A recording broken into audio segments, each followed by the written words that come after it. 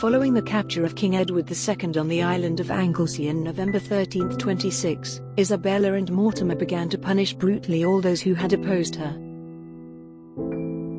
Hugh Despencer the Elder, whom Isabella had tried to protect from punishment, was brutally executed by the forces of Thomas of Lancaster.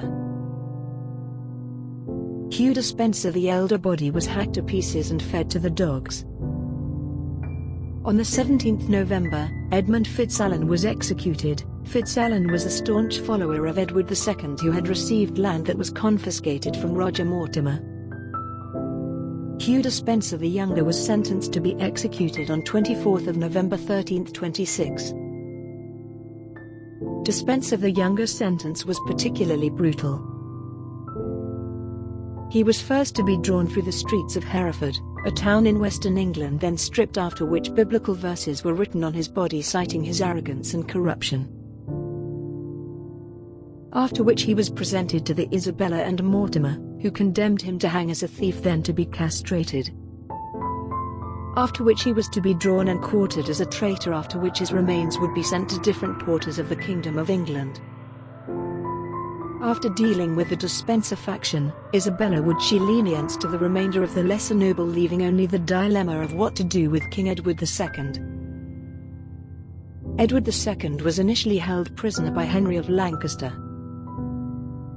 In fear of a counter-coup by supporters of Edward, Isabella would seize the Tower of London and Parliament, ensuring that they were controlled by supporters loyal to herself. In January 1327, Isabella would have Edward legally deposed by Parliament and place under house arrest for the remainder of his life. Isabella would then appoint her son king, as Edward III, and appoint herself regent. Even though Isabella had secured a Parliament ruling effectively abdicating Edward, these were still volatile times and any such laws could be overturned at any time. Later in 1326, Edward would be moved from his house arrest at Kenilworth Castle in Warwickshire to Berkeley Castle in Gloucestershire, near the Welsh border, under the orders of Isabella and Mortimer. Here he was to put under the custody of Lord Berkeley. On the 23rd of September 1326, Edward II would die due to what was described as a fatal accident. Edward's body would be buried at Gloucester Cathedral and his heart sent to Isabella. Rumours though still persisted that Edward had escaped to Europe from Berkeley Castle and was still alive. Also there would be rumours on how Edward died. Was he assassinated, or did he die due to the stresses caused by captivity? Some of the rumours about die by a red-hot poker were circulated, but there has never been any strong evidence to substantiate this. Isabella would also bring about the conclusion of the war with the Scots under the Treaty of Northampton. Edward III would initially be against the treaty before conceding his claim against any Scottish territory.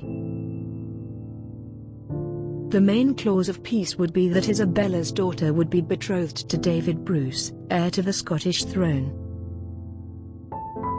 Isabella would go on to resolve the Gascon situation in France, negotiating a peace treaty where all Gascon land apart from Agenais would be returned to England, for which England was also financially penalised. Isabella's treaties were unpopular in England, and Henry, Earl of Lancaster, would be the first baron to break off support for Isabella and Roger Mortimer and refuse to attend court. In a move to quell any rebellion, Isabella decided to pursue her son, Edward III's claim to the French crown.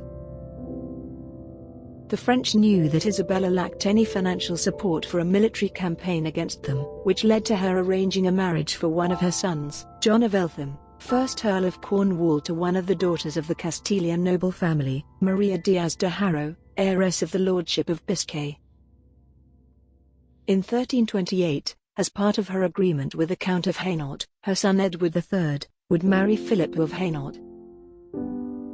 Isabella's taste for power would corrupt her as she continued to build huge wealth for herself to such an extent, she would also claim the dowry due to Philippa on her marriage to Edward.